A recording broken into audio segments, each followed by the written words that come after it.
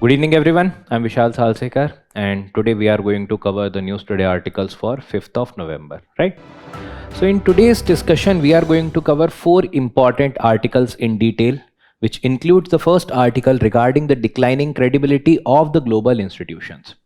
So previously we had discussed the article regarding multilateralism and how the multilateralism is declining presently, right? So we will discuss regarding how the credibility of multiple global institutions. Previously those were considered as the legitimate institutions, but now there has been an observance of the declining credibility in these organizations. Next is regarding Amul and IFCO, top two global cooperatives. So there has been recently a release of the ranking as far as the cooperatives are concerned, and the Amul and IFCO respectively became the first and the second prominent cooperative across the world. So that's why the cooperative movement, specifically regarding Amul and IFCO, we are going to talk about.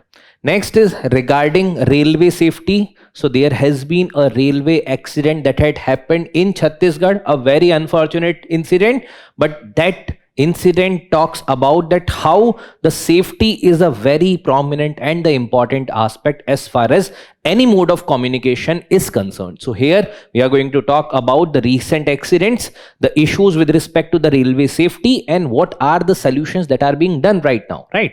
Next is regarding the India's rise in the QS, which is the Quackerly Simons ranking of Asia Universities ranking 2026. So this is regarding the Asia University ranking. So India has got comparatively better standing as far as the Asian universities are concerned, right?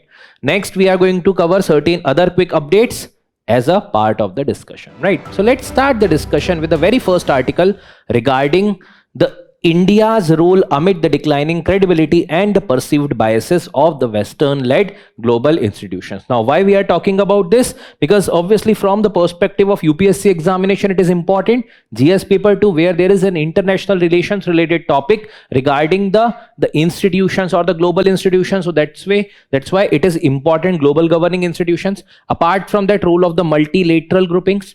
GS paper 3, economy, technology, sustainable development, because these are the areas where generally the global institutions are working, whether it is environment, whether it is global peace, whether it is human rights or the human development. These institutions are very, very important.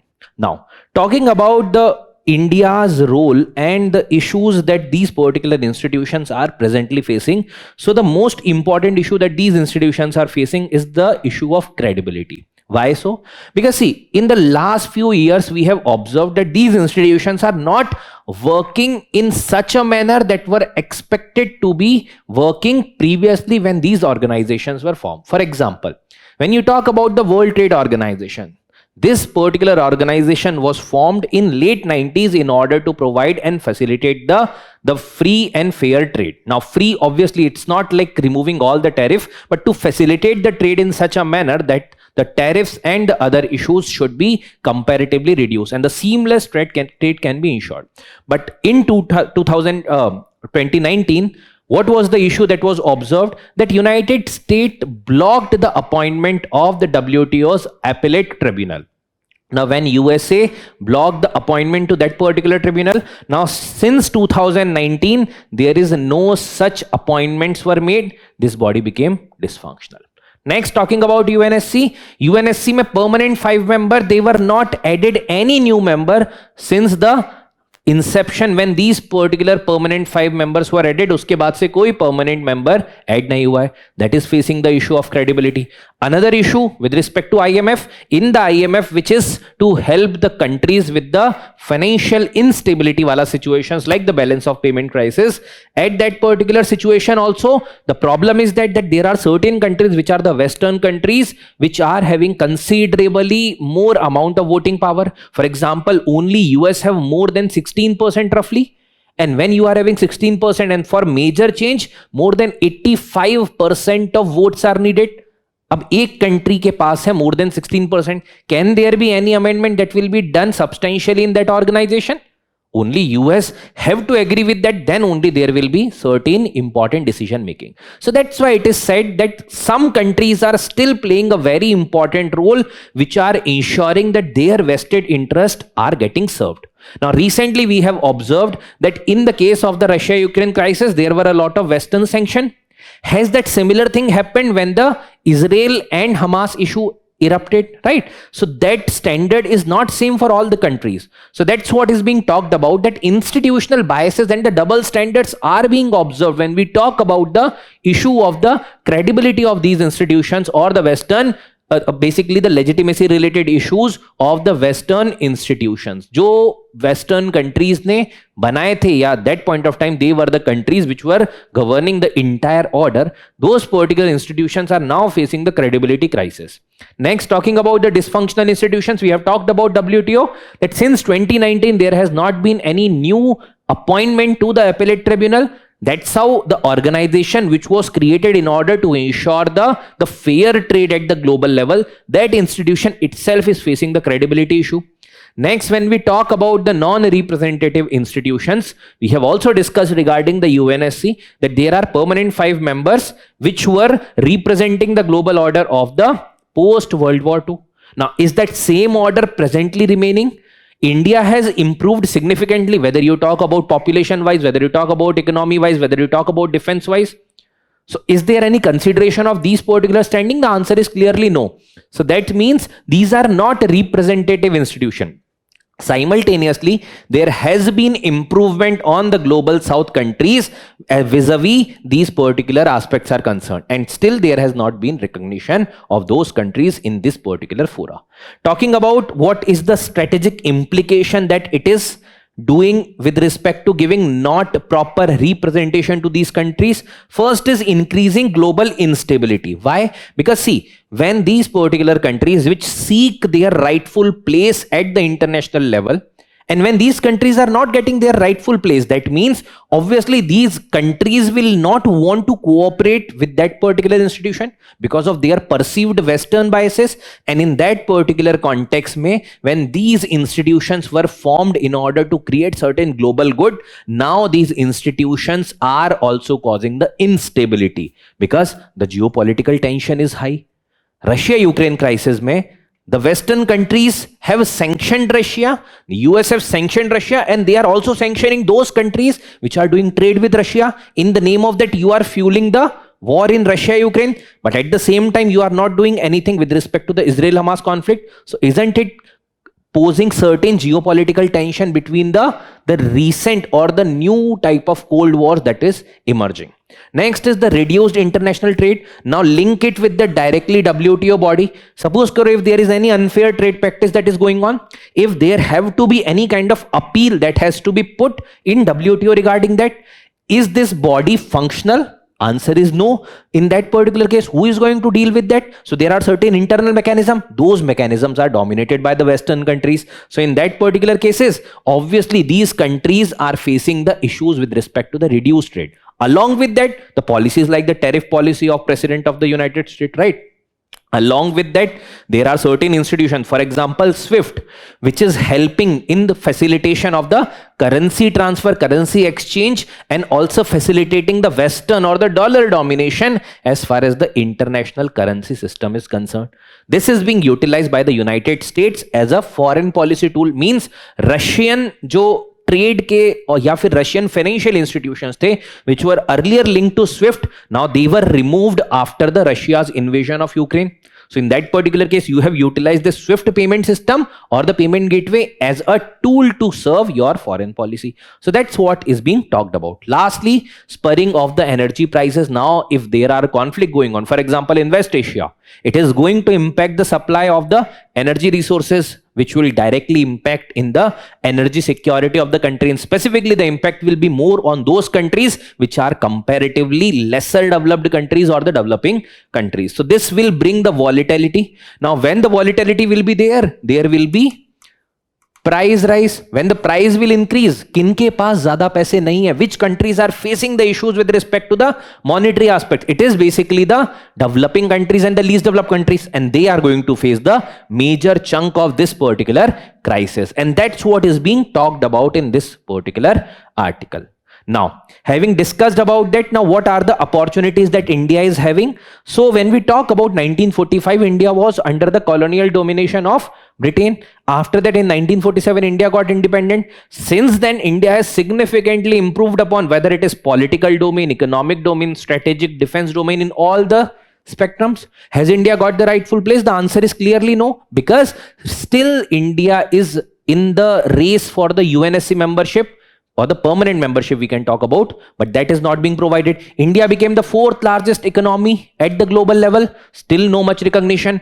IMF may be voting quota. The rightful quota that India deserve is not available for India right now. So economic influence has increased. India is supporting a lot of country. 2022 is one such example where India supported Sri Lanka even before IMF stepped in the financial instability. So that means India is doing credible role, but there is a problem that still this particular role is not being recognized by the global institutions. So that's what is the problem, and hence India can utilize this by becoming the voice of the Global South countries, and for which India is already organizing the Voice of Global South Summit. So hosting the Voice of Global South Summit, which is India's focus, the Global South. Along with that, in 2023, when G20 में India also invited the African Union, and in that particular summit only the African Union got the membership of G20. That is also Voice of Global South. India is supporting to the southern countries, specifically the countries of the Global South, through certain infrastructural project. For example, Asia Africa Growth Corridor is there, right? So these are certain things through which India is supporting. And when we talk about defense, India is supporting through the deals like the BrahMos deal, defense indigenization of many such countries, supporting their basic claims against the major countries, right? So this is there.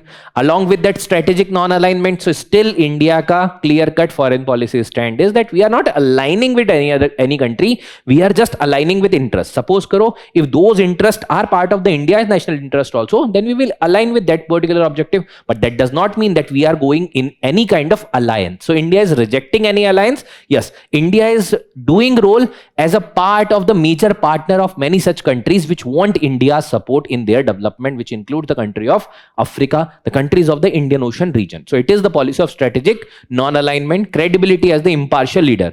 Recently, in the case of the Israel and the Palestine issue also, India supported the claims of Israel also, but also supported the peaceful resolution in the form of the two-state solution, right? Lastly, the cultural capital. Yes, India is a civilizational state. India is having a legacy. India is having a history. So in that particular context, the civilizational ethos, which includes the philosophy of the Vasudhaiva Kutumbakam, like the entire earth is the one family, one earth, one family, right? So all these things are basically part of the Indian culture, and that's why India deserves the rightful place at the global fora. Now India is working upon, yes, through the diaspora mobilization, through certain other initiative that India can play a very important role in, right? So in all these senses, India is doing prominent work. Along with that, the basic planning regarding the Viksit Bharat by 2047 is one such prominent thing through which India is trying to mobilize its resources, right? But still, there are certain issues as far as the global order is concerned. Next, so like this, we have discussed the previously question that in 2025 UPSC had asked the questions like this regarding the globalization and deglobalization, regarding the reform process at UNSC. So these are certain things which you can also focus upon in the wake of the issues with respect to multilateralism or issues in the wake of the rising deglobalization.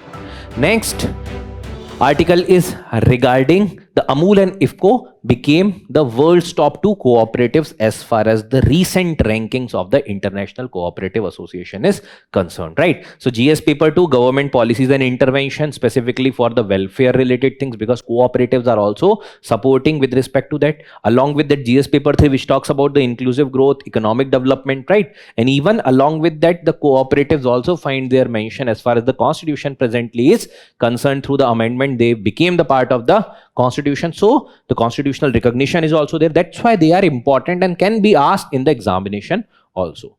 Now, talking about the cooperatives in India, so recently there has been the ranking that is in the form of the World Cooperative Monitor. So prelims related one such thing that can be asked, that recently World Cooperative Monitor was recently released by whom? The International Cooperative Alliance, ICA. So this can be a fact that UPSC can also be interested in from the prelims perspective. Now, what are the cooperatives? See, as the name suggests, that there is a sense of cooperation, means people are coming together, pooling their own resources, working towards achieving of certain objective which is common in nature. It can be economic objective, it can be political objective, it can be social objective, it can be cultural or any other type of objective. So it is a autonomous association of the persons who are united voluntarily. मतलब ऐसा नहीं है कि somebody is forcing them.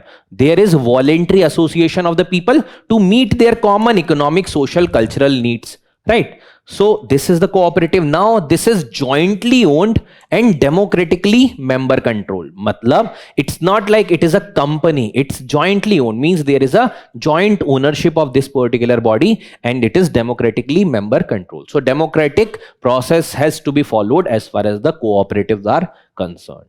Now, as far as Indian history is concerned, how the cooperative was created, or basically what is the history behind the cooperative. So, during the British time period, in order to find out certain alternatives for the workers in the place of zamindars, because at that point of time, it was the zamindars who were employing certain workers. So, एक ही तरीके का system था. In order to find certain alternatives, the Britishers tend to focused upon certain alternative system which was in the form of cooperative. मतलब mobilize people in order to form their own group, and that will manage the entire affairs, and that will also give employment to a lot of people, and that's how the cooperative came into existence. So the Cooperative Credit Societies Act of 1904 is the pioneer act as far as the organization of cooperatives are concerned. Now fast forward to the independence. India got independent, and after that 7th schedule mein there has been incorporation of the cooperatives as a part of the state list. So there are 3 lists: union list, concurrent list and the state list. Under that,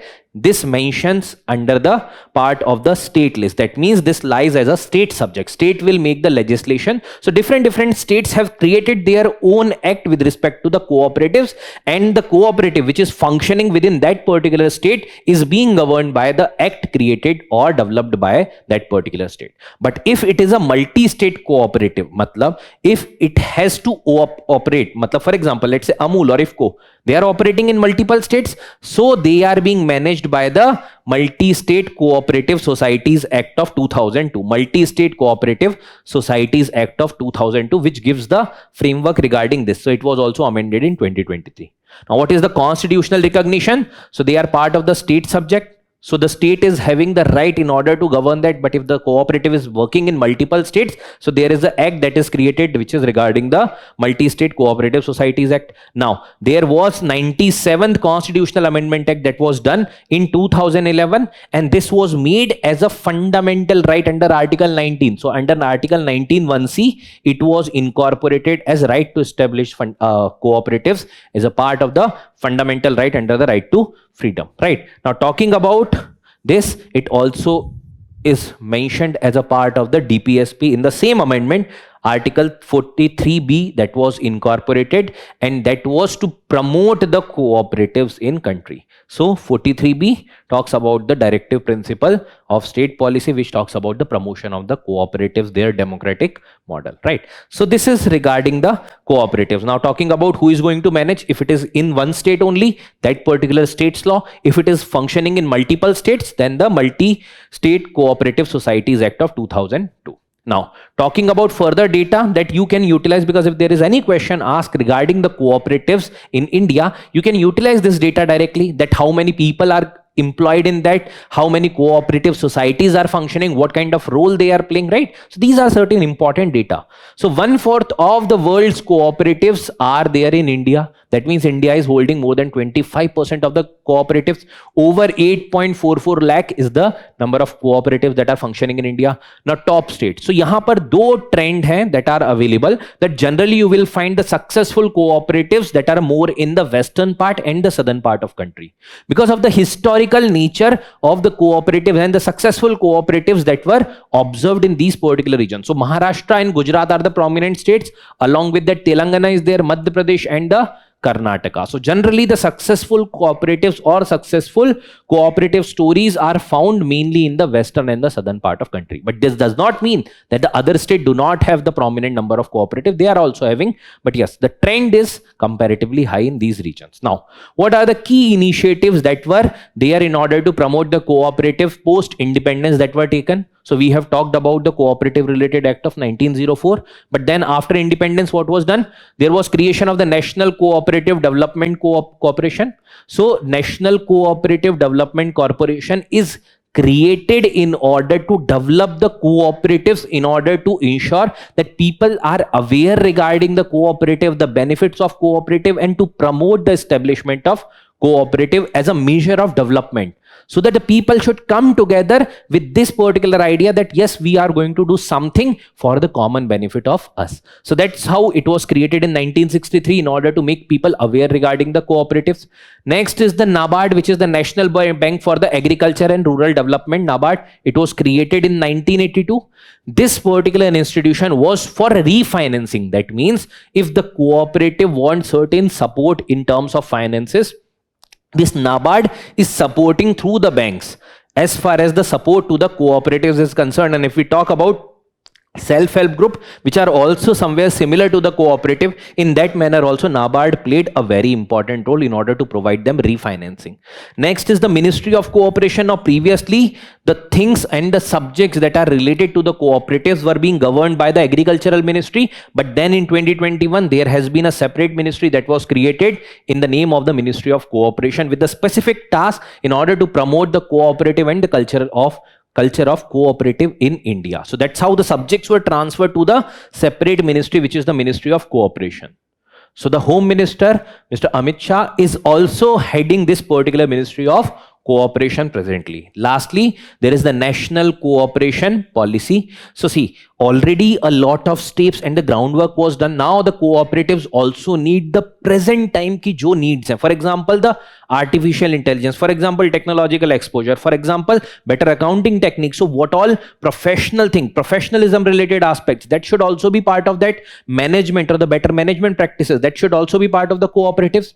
So that's how all the best practices are mentioned as a part of the National Cooperation Policy. Now see, since this much number of contexts are already attached with the recent years, you can expect the question which can be asked regarding the cooperatives. And recently, since Amul and IFFCO got the recognition globally also, there is a high probability that the question might be asked regarding the cooperatives. Now talking about the cooperatives in India, which were mentioned in this particular International Cooperative Alliance का जो report है उसमें, so Gujarat Cooperative Milk Marketing Federation, which is working by the brand name Amul, right? So headquarter is there in Anand, Gujarat, for the prelims related fact. Now this is the Cooperative Marketing Society established in 1946. So pre-independence society initiated by Tribhuvan Das Patel.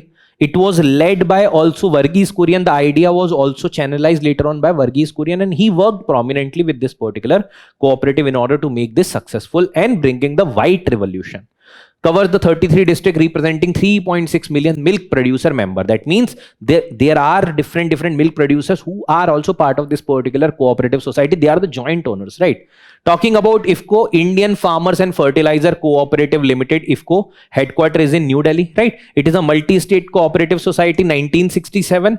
The production and distribution of the fertilizer, agri-input and the rural development services. So as the name suggests, for the working for the farmers and the fertilizers related things. Now these are certain principles of the cooperative that you can directly mention as a part of the cooperative ka importance. So democratic member control, that it means it is owned and operated by the member itself. So there is a concept of the joint ownership. Autonomy and independence, it is providing autonomy and independence, and further this particular institution itself some way autonomous. So people come with their own idea, they are helping the organization to run, and that's how this cooperative is working. Education and the training information, right? So basically certain cooperatives are also functioning in the educational domain, health domain. So they are providing the skill development, functioning related best practices, professionalism, right? Cooperation among the cooperatives. So basically this is also in order to ensure success of the cooperatives. Cooperation is also needed. Concern for the community. So this is also a very important aspect, that these are being governed by a certain objective which includes the concern for community, because it is involving even the lowest strata of the society, unlike the corporates functioning, right? Members economic participation, they are the joint owners, so that's why they are made as a prominent economic stakeholder also. Lastly, voluntary and the open membership, that's how these are different from the corporates, that it is voluntary, and basically this is providing all people available to include as a part of the member of these cooperatives, right? Now, having discussed about it like this, UPSC had asked certain question regarding urban cooperative bank, then when there were a lot of issues that were there with respect to this cooperative banks. Now, similar manner mein there can be question that can be asked regarding the cooperative societies, differentiating between the cooperative society within a state and the multi-state cooperative society. So you have to answer this question. Next is regarding the Chhattisgarh train accident, which was a very unfortunate event, and obviously when we are talking about that over a period of time, there has been significant reduction of the train accidents in India, but still even a one accident which is being caused by certain factors which were avoidable, that's a very unfortunate incident, and there should be even reduction of that particular event. So it draws the attention towards the rail safety system in India. So whenever there is railway accident, there are always debate about like the infrastructure which is there since the many years, and there have not been that much maintenance that was done. Is that in the need of certain proper maintenance or complete overhaul, or what kind of things that should be done in order to prevent these particular unfortunate events? So GS paper 3, infrastructure, energy, port, road, airport, railways. GS paper 2, government policies and intervention for development. And even GS paper 4, ethics, integrity and aptitude. This particular topic is important from public service, accountability, empathy and integrity, right? Now, regarding train accidents, there is a data that you can utilize also in your answer, that there has been decline in the consequential train accidents, which are those which are impacting a lot lives, stakeholders, people, even the government resources, right? So jahan par serious repercussions involve hote hain, that is the consequential train accident. So in that particular context, this has declined from 135, which was there in 2014-15, to 31, which is 2025 and 24-25 mein. But still the accidents that include derailment and collision, that means to some way or other, there has still been failure observed with respect to the present system. That's why there is a need to ensure the complete overhaul of the system. Now, talking about the key reasons for the rail accident, the first prominent reason is the derailment, means the train is going on its track and it is getting derailed. So basically, see, there might be issue from the side of the loco pilot who is running that particular train, but also there is issue with respect to the deteriorating infrastructure, that particular railway ka jo infrastructure hai, which is the rails and all these things that are also not getting checked and maintained properly. And we have seen the incidents. For example, the Bikaner-Guwahati railway accident of 2022 highlights the issue regarding the derailment. So see, why these are being included in this data? Because sometime when UPSC mein you are going to write about these, everybody knows that these are the issues. But when you give certain credible data, this is going to impact your answer. This will help you to fetch at least half or 1 mark extra. That will create the entire difference. Then the signaling related errors. So see, though we are talking about that sometimes there have been, or not sometimes, basically a lot of places it has been observed now the electronic signaling has been ensured, but still many such places the manual signaling is being done. And when we talk about, let's say, the fog or a lot of other situations there are sometimes issues that are being created because of the signaling error. And these signaling error, because see, uske alawa you do not have much avenues available. So in that cases, there are chances that the train collision or the derailment that can happen if you apply the brake in a very small span of time. So Kanchenjunga Express train accident that was there in 2024, the main reason that was observed was regarding the faulty signal or the signaling related error. So sometimes this signaling device also creates error if there is no such human check on that. Also the operational mistakes, even if there is signaling related automation that is being done, but if there is no such oversight and there is small human defect that is being incorporated in that, or maybe a chance that the human alteration that might be done because of any reason, that creates the issue with respect to that. So incorrect manual signaling, switching errors, These causes also the railway accident. So Odisha Coromandel Express train in 2023, this was very famous train accident that had happened at that point of time. So जब भी you are observing that whether it is because of the infrastructure जो कि deteriorate हो रहा है, there is a need to revamp, there are certain operational error, there are certain signaling error, there are certain other type of error that are being there because of the associated, let's say during the time period of winter there will be fog and then there will be low visibility and that is going to create certain issues. So these are the issues which can be avoided by proper monitoring, proper checking of these things. Along with that, level crossing incidents, many a time it is observed that this is the railway track and here it is the crossing, and these particular fatak jo gates रहते हैं, these are not being closed at that point of time, and when level crossing is there, so basically you have to close this in order to allow train to pass. But if this is not crossed, and many a time it had happened that the vehicle started moving and then train comes and there is a collision, right? And the entire derailment happens. So this is also one such issue. The weather factor, because of the fog, because of any other issues that are there, along with that human errors. Sometimes suppose करो automated तो पूरी तरह तो नहीं है, right? Still there is a need to operate. If because of some things, if there is over fatigue, because it has also been reported in many such reports that the staff is over pressured, overworked, long shifts are there, that is causing the human fatigue and that is also resulting sometimes in the form of accidents. Now talking about this, what were the initiatives that were taken in order to reduce these particular accidents of railway? So first thing is regarding the revamping of the railway infrastructure. Rashtriya Rail Sanrakshana Kosh that was created in 2017-18. Now the objective was to give money in order to ensure the replacement, renewal and the upgradation of the critical safety infrastructure. It includes rails also, it includes even the coaches also, it includes also the engine, it includes the lines, it also includes a lot of other infrastructure like the anti-train collision systems. So a lot of things are being talked about in order to ensure safety in the railway operations. Then the Commission on Railway Safety, this was specifically being constituted under the Ministry of Civil Aviation, right? In order to deal with the matter of safety of the railway travel and the train operations, ki how we can ensure the safe movement of the railways and also the train operations, that is being talked about in the Commission of the Railway Safety. The ministry can be asked, which is the Ministry of Civil Aviation, not the Ministry of Railways. Then the electrical and the electronic interlocking system. So generally the interlocking that is being done right now is also the manual one, right? So there is centralized operation that is needed. There should be a proper centralized observing, and right now when we are talking about a lot of automation, here also there should be automation along with the human oversight on that. So this can reduce a lot of accident to the significant extent. Next is Kavach, which is basically the automatic train protection system, or including also the anti-train collision system or collision devices, right? It is being developed by the Research and the Research Design and Standards Organization, RDSO, which is Kavach technology, which is preventing the collision, right?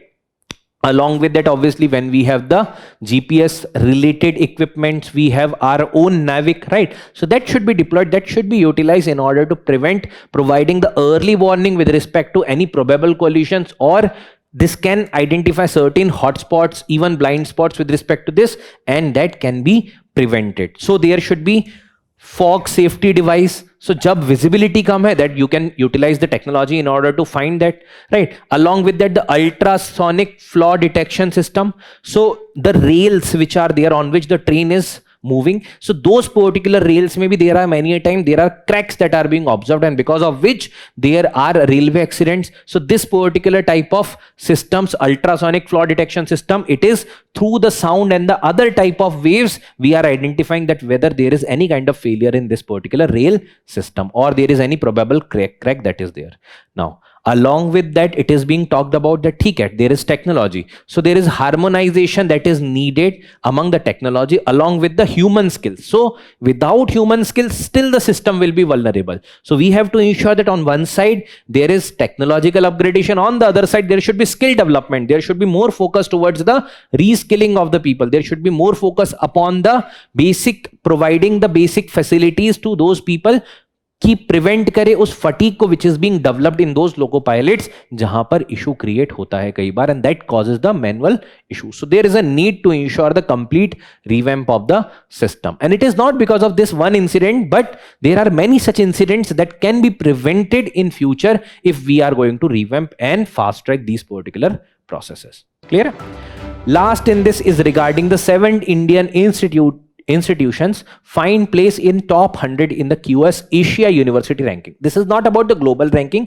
We are talking about the Asia ranking of QS, which is the Quakerly Simons ranking of 2026. Now, obviously, when we are talking about education related things, educational infrastructure, global cooperation, right?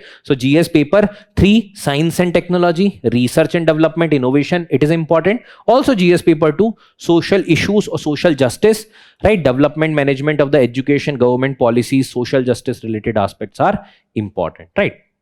देखो, broadly अगर prelims related certain questions are being asked, they will not generally will ask which institution is at what place, but generally they are going to ask certain statement regarding that in the present ranking there is no institute from India in top 100. Like this, the generic statement they are going to pose, and the answer will be clear if you are having an idea regarding this.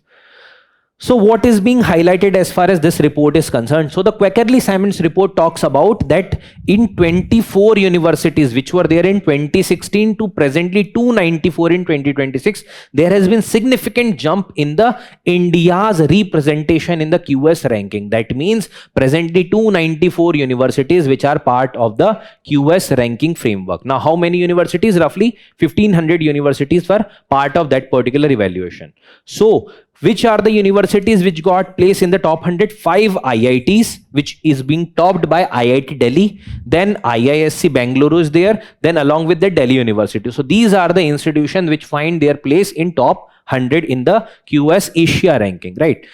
India dominated which particular domain mein? Papers for faculty indicators. So there are multiple things. For example, there are certain criteria which we will also discuss regarding this, is for example including the academic and the employer reputation. For example, faculty to student ratio, कि भाई कितने faculties पे कितने students हैं, right? Along with that, international research network, how much collaboration, joint research that were being done. Then the citation being done, कि उनके research को कितने लोगों ने साइट किया है, कोट किया. Papers publish by faculty, here India dominated. Top 10 में top 5 are from India, right? Staff qualifications, share of the international faculty, students in their respective university, exchange participation, right? So these are the type of indicators. So in this it is being talked about that India dominated in the paper for faculty indicator, and the top with the 5 universities ranked among the Asia's top 10, 28 among top 50. That means this is the indicator which India dominated. But overall mein 100 mein India has got the 7 places. Right, 1529 universities which were part of this particular ranking framework. Now, when we talk about the top spot, the University of Hong Kong took the top spot, and along with that the Peking University in China, which is at the 2nd place. So obviously the China has dominated. India is just behind the China. China has 395 institutions which featured in this particular ranking. So that's how India has improved significantly. But yes, still there is a lot to done, because when we see this at the global level, still India is lagging behind. Top 100 mein there is no such institution from the side of India. That means there is a need to plug the further gaps that are pertaining with respect to the higher education. Now talking about this ranking wala thing, India is also having certain domestic framework with respect to ranking. So what are the India's domestic framework? There is the NIRF, which is the National Institutional Ranking Framework, which is providing ranking to the Indian institutions and universities in different categories based upon these particular criteria, including there are papers published, there is like funding related things, there are multiple other things like the research and development mein kitna contribution hua. There are multiple avenues through which the NIRF ranking is being published. So there are multiple indicators regarding that, and it was launched in 2015. Which is the department concerned, because there may be a question regarding that. So Department of Higher Education, Ministry of Education, which is part of that. Now talking about the next, which is the All India Survey of Higher Education. This is another framework which is launched in 2010-11. There are several parameters such as the teachers, student enrollment, programs, examination, results, educational finance, infrastructure. So this talks about the basic things, and this talks about the further higher aspects, including the research and development mein contribution, the faculties, the international exchange kitna ho raha hai, right? All these things are being part of this. Now, talking about the initiative that have been taken previously, what we have talked about is the India's framework with respect to ranking. But regarding the improvement in the higher education, because there may be a question regarding there are certain challenges that the institutions in India are facing as far as the higher education is concerned, what have been done by government in order to revamp that. So these are the solutions that government has provided. There is the National Education Policy, which is recently launched. This is the NEP 2020. Now this also talks about the framework which includes from pre-primary to the higher education, which also includes the university education. So ensuring the quality education across India, National Education Policy. Next is regarding the institution of eminence, which provides the autonomy to the institutions, both the public institutions as well as the private institutions, talking about providing certain funding, international class infrastructure, collaboration with the foreign universities. So to create the institutions of eminence, this particular scheme is there. The certain institutions are being highlighted and identified, and they are being promoted through this. Rashtriya Uchchatar Shiksha Abhiyan RUSA, which was launched in 2013 in order to promote the quality education as far as the higher education and the university education is concerned. And lastly, Swayam, which is the massive open online courses platform, which provides the online education and online facilities to the students through different courses which are being launched by different universities, and student can do these particular courses at their own place through the mock platform, right? So these are the initiatives that have been done in order to improve the universities related things, including the talking about quality, including talking about the funding, including talking about the infrastructural support, talking about the quality and all, and even the access related aspects. Okay. So next we have to discuss certain quick updates. So let's start the discussion of the quick updates. First is regarding the National Company Law Appellate Tribunal. A few days back, I think 2 or 3 days back, we have already discussed about this. So there is NCLAT, which is hearing the appeals from the NCLT, which is the National Company Law Tribunal, Insolvency and the Bankruptcy Board of India, Competition Commission of India, which is a statutory body, and also National Financial Reporting Authority, NFRA. So these are the bodies. The appeals of this goes to the NCLAT, which is the National Company Law Appellate Tribunal. So recently the context is that the National Company Law Appellate Tribunal lifted the ban on WhatsApp from sharing the data with the Meta platforms for the advertising purpose for 5 years. So this ban has been lifted. Now, which particular section is governing this? It is the section 410 of the Companies Act, जिसके अंदर ये form किया गया था. It hears the appeal against the order passed by these particular bodies that we have discussed. Okay. So National Company Law Appellate Tribunal. Next is regarding the emission gap report. So UNEP has published this report, United Nations Environment Program, which has published this report, emission gap report of 25, and this is talking about the off target. That means we are still away from achieving the targets which are mentioned for 21st century. So the point is that, see, Paris agreements ke saath there were certain things attached, which is the nationally determined contribution. Means countries have to take their voluntary pledges, and these things they should be achieving by the target and the things that they have committed. India have also taken the target of achieving certain aspects, including the 45% to 50% of the non-fossil fuel based energy generation by 2030. India has achieved it by 2025. So like this, other country have also taken, 60-70 country have submitted their NDC updated one. But this is being assessed by UNEP that whatever NDCs are being published by countries, उसके बाद भी 2.3 to 2.5 degree Celsius temperature will increase. What was the target that was set by the Paris Agreement? 2%, and try to reduce it to 1.5%. But that is even beyond that, and this will be having a lot of repercussions, including the sea level rise, and that is going to impact a lot of things at the global level, including the submergence of the small island countries. So greenhouse gas emission is increasing. That has also increased in 24. To align with this target, it is being mentioned that there is a need to reduce roughly 55% of the GHG's emission by 2035. But the countries are not moving towards the reduction, and that's why It is being mentioned कि early peak हो so that there will be further reduction of the GHG emission.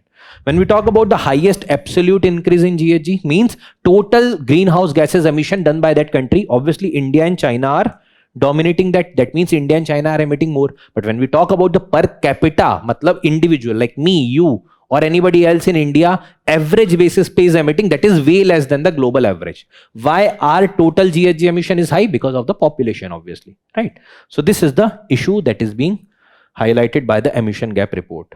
Next is regarding the Umangot river. So this is also sometimes known as the Dauki river, right? So in Meghalaya, if you go for any specific reason, you will find out the natural beauty in Meghalaya, but this particular beauty is further enhanced by this river, because you will see this river that boats are moving in this river, and you can find the entire surface or the subsurface of that particular river, because this is one of the cleanest river in that particular region. But there are reports talking about that this river is now turning murky. That means we are polluting even that particular river. So it is originating from the eastern part of Shillong Peak, where it is lying in the Meghalaya, right? Flowing southwards through the Dauki, a small town, and then eventually, and where it is lying, Jaintia Hills district of the Meghalaya, right? And then it is entering into the Bangladesh region. It forms the natural boundary between the Reepnar, which is the Jaintia Hills, and the Hima Kairim, which is the Khasi Hills. So Jaintia and Khasi Hills के बीच में flow होती है, and this makes the boundary between them.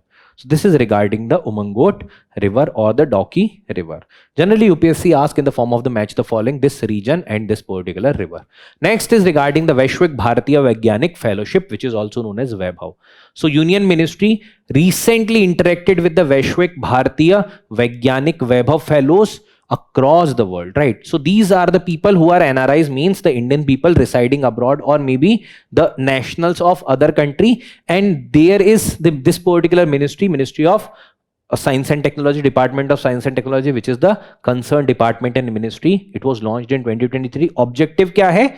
The scientists from the Indian diaspora, whether Indian citizen or have taken the citizenship of any other country, with the institutions of the high eminence, or Indian higher educational institutions, or universities, or publicly funded institutions or universities, to collaborate with them. That means they are coming up with their own set of thought process thinking into the Indian university, so that there will be revamping and the global acknowledgement with respect to whatever new or the best practices that are there, that are being done in that country, can be incorporated in India. So Vaibhav Fellow can choose an Indian institution to work with and can spend 2 months each year there for up to 3 years. So 3 year के लिए है, 2 months in each year they can spend there. They will talk about the best practices. They will help the university revamping their infrastructure, thought process, and a lot of other things.